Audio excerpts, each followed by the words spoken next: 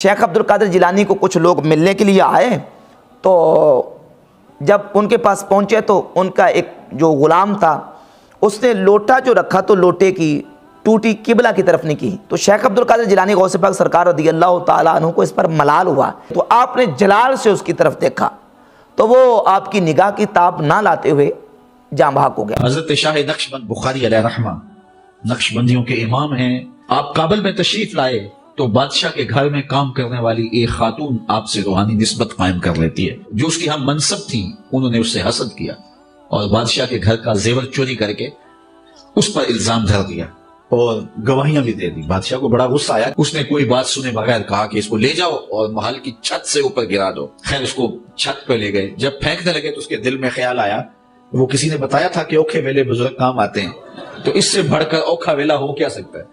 تو اس نے بخارے کی طرف منہ کر کے کہا، شیئا للہ چو گدائے مستمند المدد خواہم ز شاہ نقش بند، اور اتنے میں جلاد نے پیچھے سے دھکا دے دیا۔ جب وہ نیچے گئی تو حضرت شاہ نقش بند بخاری نے پکڑ کے آرام سے زمین پہ رکھ دیا۔ تو حیرت زدہ ہوگی، حضرت آپ کب آئے تھے؟ کہا تو از چبارہ آمدی من از بخارا آمدم، تو چبارے سے چل پڑی تھی، میں بخارے سے چل پڑا۔ حضرت ابو الحسن خرقانی ایک بزرگ گزرے ہیں، یہ حضرت باعزید بستامی کے سجادہ نشین تھے، اتنے بڑے آدمی تھے، اپنا جبہ دیا محمود غزنوی کو، جب مشکل آئی تو دعا مانگنا آگے رکھ کے اللہ فتح دے دے گا۔ تو محمود کہتے ہیں جب سومناتھ کے مندر نہیں فتح ہو رہے تھے تو میں نے بابے کا جبہ سامنے رکھ کے دعا کی تو اللہ نے مجھے فتح دے دی۔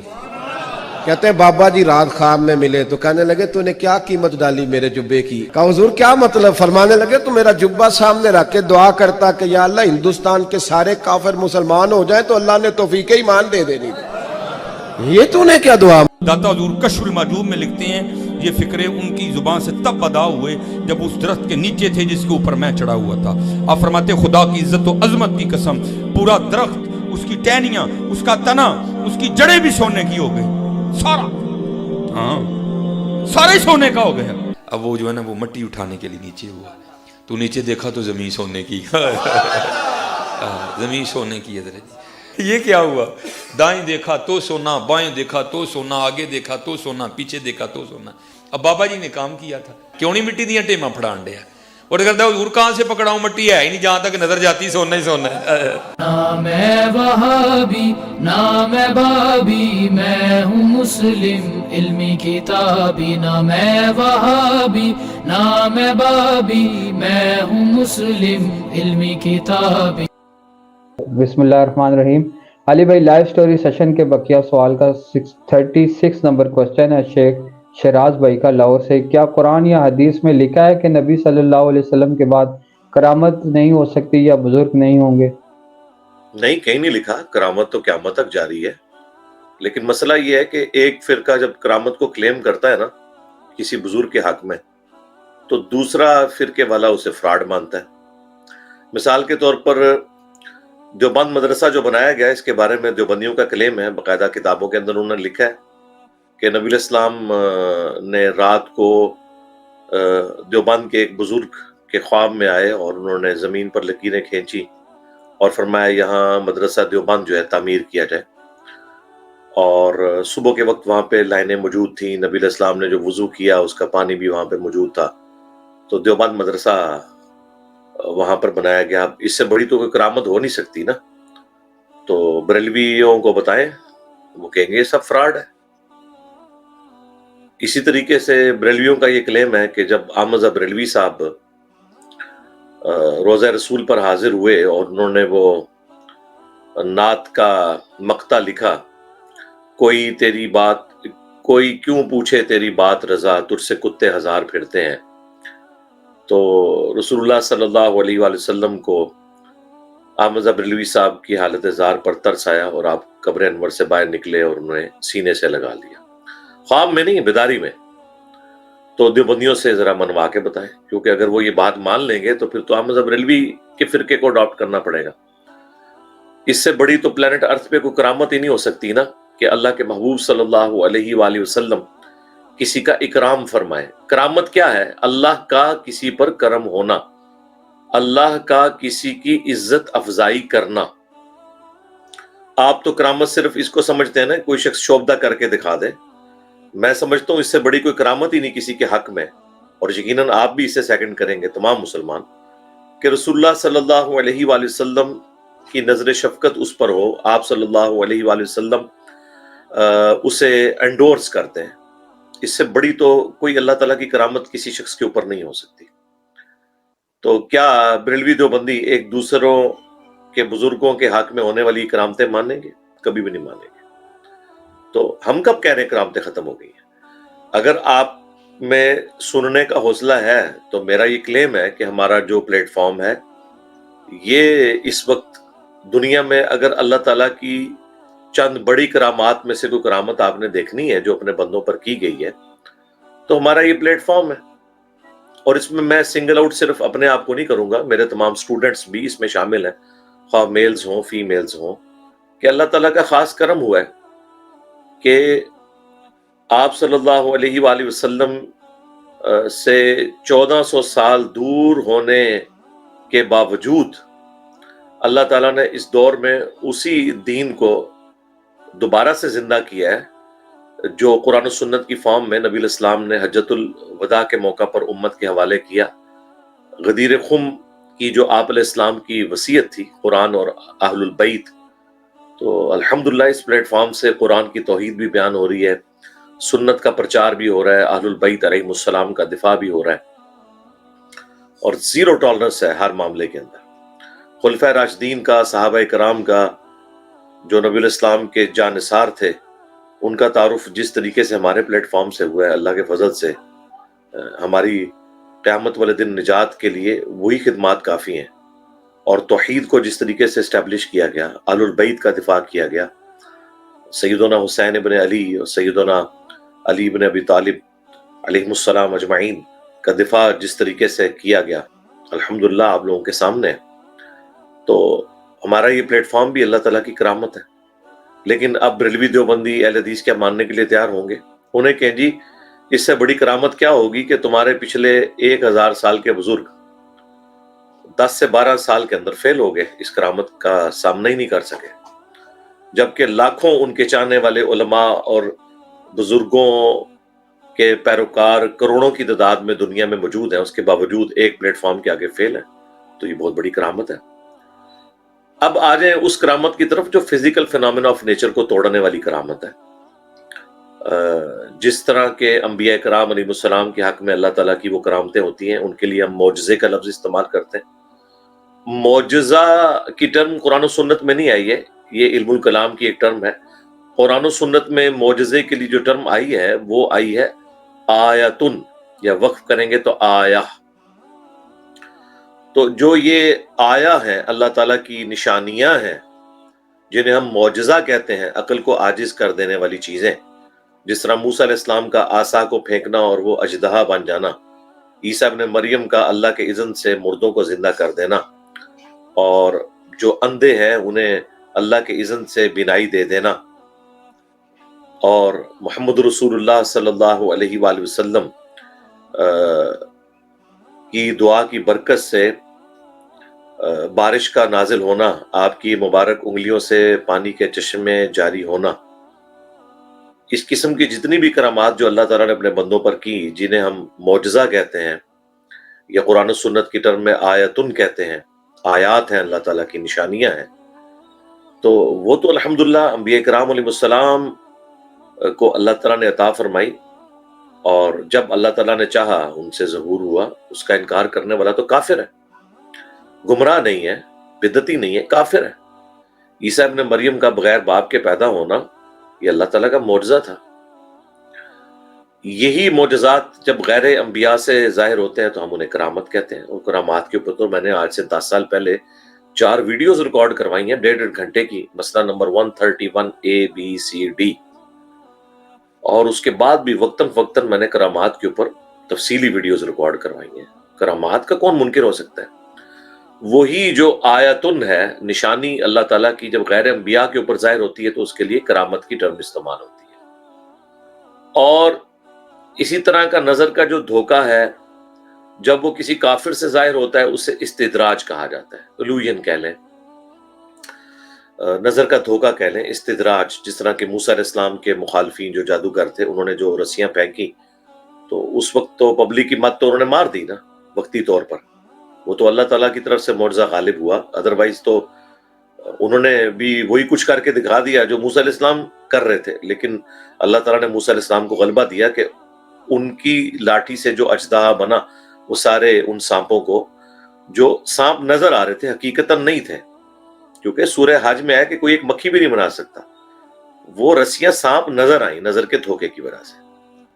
موسیٰ علیہ السلام کے بارے میں قرآن میں ہے کہ وہ بھی خوف کھا گئے کہ یہ کیا ہوا، یہی کچھ تو میں نے کر کے دکھانا تھا۔ اب انہیں تو نہیں پتا تھا کہ اس کے بعد اللہ نے کیا ڈیسیژن کرنا ہے کہ وہ اژدہا جو ہے وہ ان ساری رسیوں کو کھا جائے گا، تو اسے استدراج کہا جاتا ہے۔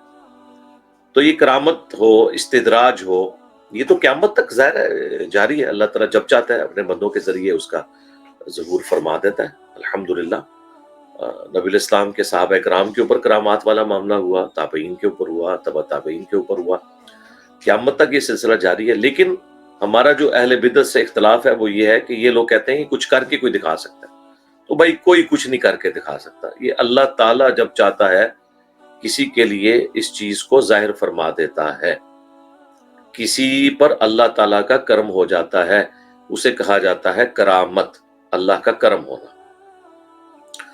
تو جہاں تک تعلق ہے قرآن حکیم میں تخت بلقیس والا جو واقعہ آیا، یا اسی طریقے سے اصحاب الکاف کا 300 سال تک اللہ تعالیٰ نے ان کو سلا دیا، تو یہ ساری کرامات ہی تو آئی ہیں، لیکن ان کرامات کو ایکسٹراپولیٹ کر کے اپنے بابوں کے لیے کوئی چیز ثابت کرنا، یہاں سے ہمارا اختلاف شروع ہوتا ہے۔ کیونکہ اگر آپ اپنے بابوں سے ثابت کریں گے تو ہم کہیں گے کہ وہابیوں کے بابے نے یہ کر دکھایا، تو آپ فوراً کہہ دیں۔ اگر میں کہوں کہ کسی وہابیوں کے بابے نے تخت بلقیس کی طرح فلاں تخت غائب کیا، تو کیا بریلوی مان لیں گے؟ نہیں مانیں گے نا۔ تو تم اگر اپنے کسی بابے کے لیے منوانا چاہتے ہو تو وہ اگر وہابی انکار کر دیتے ہیں تو اس میں تکلیف والی کون سی بات ہے؟ تم بھی تو نہیں مان رہے۔ تو اس کا پریکٹیکل حل یہ ہے کہ تخت بلقیس تو آیا، بالکل آیا، آپ بھی اپنے بزرگوں سے کہیں کہ وائٹ ہاؤس لا کے مرگلہ ہلز کے اوپر رکھتے ہیں اسلام آباد میں، اور پورے پاکستان، انڈیا، بنگلہ دیش کو بریلوی کر لیں آپ، بلکہ سب سے پہلے تو پریزیڈنٹ آف امریکہ بریلوی ہو جائیں گے کہ بھئی وائٹ ہاؤس جو ہے وہ پاکستان شفٹ ہو گیا ہے۔ تو آپ کو تبلیغ کرنے کی ضرورت ہی نہیں ہے، کر کے دکھائیں۔ آپ کر کے بھی نہ دکھائیں اور ہم سے ڈیمانڈ کریں کہ یہ سب کچھ ہم مان لیں، ہم نہیں مانیں گے جب تک آپ کر کے نہیں دکھائیں گے۔ ہاں جو ہوا وہ ہم مانتے ہیں۔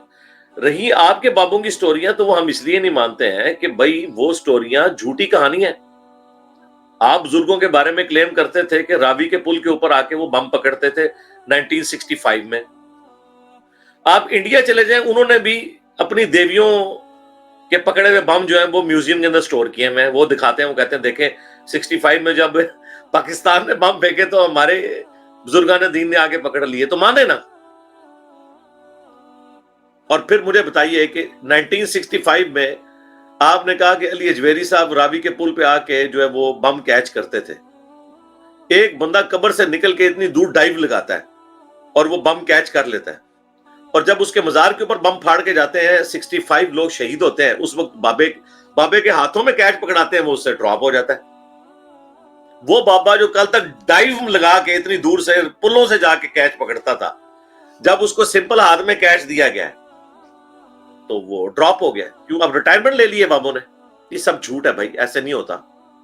نہ اللہ تعالیٰ نے دنیا میں اس طرح کے معاملات رکھے ہوئے ہیں کہ جب چاہے کوئی کر کے دکھا دے، اس طرح نہیں۔ صحابہ کرام کو اتنی قربانیوں سے جنگ یرموک، قادسیہ جو ہے وہ جیتنی پڑی۔ آپ کا کوئی بابا چلا جاتا تو نگاہ مار کے سب کچھ کر دیتا۔ آپ کے بابے جی نگاہ مار کے مریدوں کو جلا کے راکھ کر دیتے ہیں لوٹے کی ٹوٹی سیدھی نہ ہونے کے اوپر۔ ہم ایسے بزرگوں کو کیسے رسول اللہ کا امتی مان لیں کہ بخاری مسلم میں حدیث ہے کہ انس بن مالک کہتے ہیں میں 10 سال تک حضور کے ساتھ رہا، میری عمر 10 سال تھی اور میری والدہ ام سنیم چھوڑ گئی نبی الاسلام کی خدمت میں نبی الاسلام کو وضو کرواتا تھا، آپ صلی اللہ علیہ وآلہ وسلم کے گھر کے چھوٹے موٹے کام کر دیتا تھا، آپ مجھے کئی بار کام کے لیے بھیجتے لیکن میں بچوں میں کھیلنا شروع کر دیتا، بھول جاتا، لیکن 10 سالوں میں نبی الاسلام نے کبھی مجھے ڈانٹا نہیں، کبھی یہ نہیں کہا کہ تو نے یہ کیوں کیا، اور نہ کبھی یہ کہا کہ یہ کیوں نہیں کیا۔ یہ حدیث بخاری مسلم میں۔ اب اس نبی کا ماننے والا ایک بابا بقول تمہارے عبد القادر جیلانی ہو، ہم تو کہتے ہیں عبد القادر جیلانی تو قیامت والے دن تمہارا گریبان پکڑیں گے کہ میری طرف جھوٹی باتیں منسوب کی، لیکن چونکہ ان کا دعویٰ ہے تو تمہارا بابا ایک مرید کو قبلہ رخ ٹوٹی لوٹے کی نہ کرنے کی وجہ سے نگاہ مار کے قتل کر رہا ہے، تو ہم تو ایسے شخص کو نبی الاسلام کا امتی یا ولی اللہ ماننے کے لیے تیار ہی نہیں ہے، یہ تو نبی الاسلام کے طریقے کے اوپر ہی نہیں ہے۔ ان کا یہی دعویٰ تھا نا کہ بزرگان دین سنت پہ چلتے ہیں، تو یہ کون سی سنت ہے؟ لوٹے کی ٹوٹی کو قبلہ رخ رکھنا زیادہ سے زیادہ کوئی اپنا ذاتی شغف کہہ سکتا ہے، نہ یہ کوئی آیت ہے نہ کوئی حدیث ہے۔ اور دوسرا، کیا ایک مستحب کام جسے آپ مستحب کہتے ہیں، فرض اور واجب بھی نہیں کہتے، اس کے چھوڑنے کے اوپر کیا اللہ اور اس کے رسول نے کبھی گرفت کی ہے؟ کسی کو قتل کرنا تو قرآن حکیم میں واضح ہے، سورہ المائدہ کی آیت نمبر 32 میں، کہ دو استثناء ہے، یا فساد فی الارض یا قتل کے بدلے قتل۔ اس کے سوا اگر کسی شخص نے کسی کو قتل کیا، اس نے پوری انسانیت کا قتل کر دیا۔ تو تمہارے بقول تو عبد القادر جیلانی نے پوری انسانیت کا قتل کیا ہے، ان کے اوپر تو قتل کا مقدمہ چلنا چاہیے بقول تمہارے۔ اور اس سے حیران کن بات، وہ بیچارہ مرید تو اس لیے بیعت ہوا تھا عبد القادر جیلانی کا کہ وہ اپنی آخرت بچاتا، اس نے اپنی آخرت کیا بچانی تھی، بیچارہ وہ قتل بھی ہو گیا اور عبد القادر جیلانی کی آخرت بھی برباد کر دی، کیونکہ قتل کرنے والا مومن کو ہمیشہ کے لیے جہنم میں ہے، سورہ النساء میں آیا۔ تو آپ لوگ یہ چاہتے ہیں کہ عبد القادر جیلانی ہمیشہ کے لیے جہنم میں چلے جائیں ایک مسلمان کو ناحق قتل کرنے کے سبب؟ تو یہ پوری پیری مریدی کا سسٹم بھی جو ہے کولیپس کر گیا، کہ ایک مرید ہوا اس لیے تھا کہ پیر کے ساتھ لگ کے اپنی آخرت بچائے گا، وہ آخرت کیا بچاتا، اپنی آخرت بھی، اس کی دنیا بھی گئی، آخرت بھی گئی، اور پیر کی بھی آخرت ساتھ لے ڈوبا۔ یہ کرامت تو میں کہتا ہوں اس کی ہے، استدراج تو مرید کا ہے کہ خود تو دنیا سے گیا، بابے کی تو آخرت بھی برباد کر دی، خود ہو سکتا ہے آخرت میں بچ جائے کہ اللہ تعالیٰ جو ہے وہ قتل کے بدلے میں اس کی مظلومیت کا بدلہ دلوا دے اس کو، وہ بیچارہ بچ جائے، لیکن بابا تو گیا۔ اور یہ وہ چیز ہے جو آپ لوگ فخریہ بیان کرتے ہیں، آپ کے مفتیاء بیان کرتے ہیں، صرف واعظین نہیں، اور باقاعدہ مفتیاء، وہ ایک جو چھوٹو مفتی ہے جس نے چشتی رسول اللہ کے دفاع پہ مناظرہ کیا ہوا ہے، اس چھوٹو نے اس کا بھی دفاع کیا ہوا ہے۔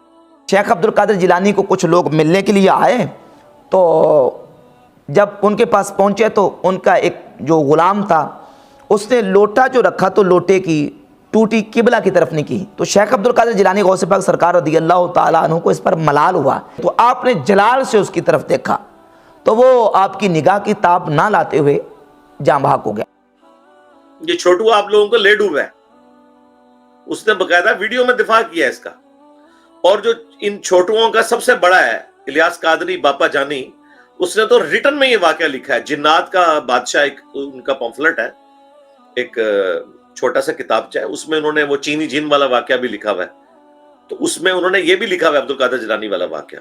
یہ تو میں آپ کو ایک واقعہ بتا رہا ہوں، ہمارے نزدیک تو تصوف کی ساری تعلیمات، ایون جو انہوں نے قرآن و حدیث بھی کوٹ کیے ہوئے ہیں نا، وہ بھی انہوں نے آؤٹ آف کانٹیکسٹ کوٹ کر کے اپنی مرضی کے رزلٹ نکالے ہوئے ہیں۔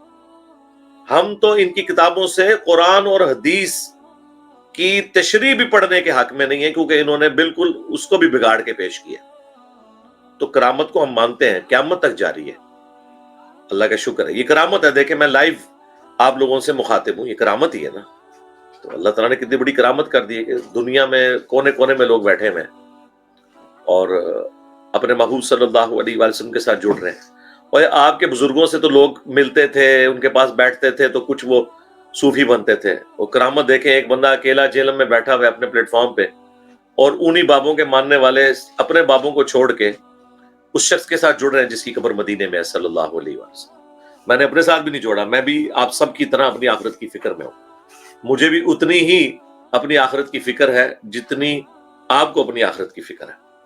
تو اللہ کا شکر ہے، اس وقت ہمارے پلیٹ فارم سے بڑی کون سی کرامت ہوگی؟ تو میں نے کیوں کرامت کا انکار کرنا ہے؟ میں نے گمراہ ہونا ہے کرامت کا انکار کر کے؟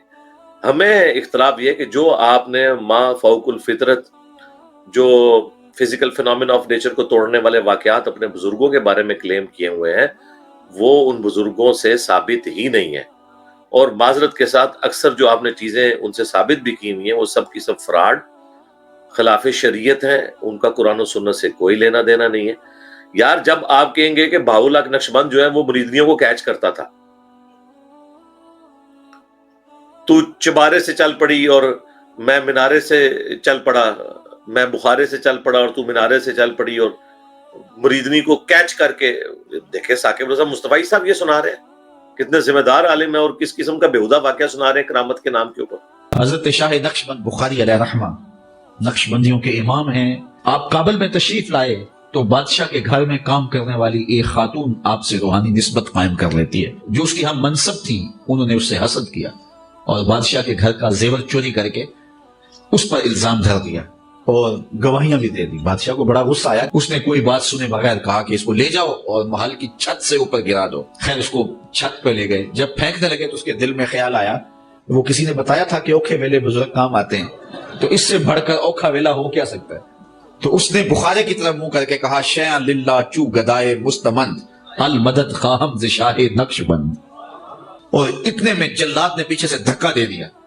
جب وہ نیچے گئی تو حضرت شاہ نقش بند بخاری نے پکڑ کے آرام سے زمین پہ رکھ دیا۔ تو حیرت زدہ ہوگی، حضرت آپ کب آئے تھے؟ کہا تو از چبارہ آمدی من از بخارا آمدم، تو چبارے سے چل پڑی تھی، میں بخارے سے چل۔ جبکہ بخاری مسلم میں ہماری ماں سیدہ عائشہ سلام اللہ علیہا کہتی ہیں کہ نبی علیہ السلام نے کبھی کسی نامحرم عورت کو بیعت کے لیے بھی ہاتھ نہیں لگایا۔ تو یہ کون سے باولک نقشبند جو ہیں وہ قرآن و سنت پہ چل رہے تھے کہ وہ مریدیوں کو کیچ کرتے تھے آ کے؟ تو یہ سب کا سب آپ لوگوں کا ایک سارے کے سارے معاملات بےہودگی کے اوپر، فراڈ کے اوپر چل رہے ہیں۔ اور عنقریب میرا ایک ویڈیو اپلوڈ ہونے والی ہے، 8 بزرگوں کی 8 جھوٹی کہانیاں، جس میں میں نے یہ ساری کہانیاں ایک جگہ جمع کر دی ہوئی ہیں۔ 8 بزرگوں کی 8 جھوٹی کہانیاں، تو وہ انشاءاللہ تعالی کچھ عرصے میں ہمارے آفیشیل چینل سے اپلوڈ ہو جائے گا، وہ آپ دیکھیں۔ تو کرامت کا کوئی انکار ہی نہیں ہے، ہم اس طرح کی خلاف شرع قسم کی چیزیں جنہیں آپ کرامت کا نام دیتے ہیں، ہم ان کو ماننے کے لیے تیار نہیں، بالکل جھوٹ کے اوپر، فراڈ کے اوپر مبنی ہے۔ اللہ تعالیٰ امت محمدیہ صلی اللہ علیہ وآلہ وسلم کو ایسے شریر لوگوں کے شر سے بچائے اور قرآن و سنت کی تعلیمات پر عمل کرنے کی توفیق عطا فرمائے، آمین۔ جی نیکسٹ۔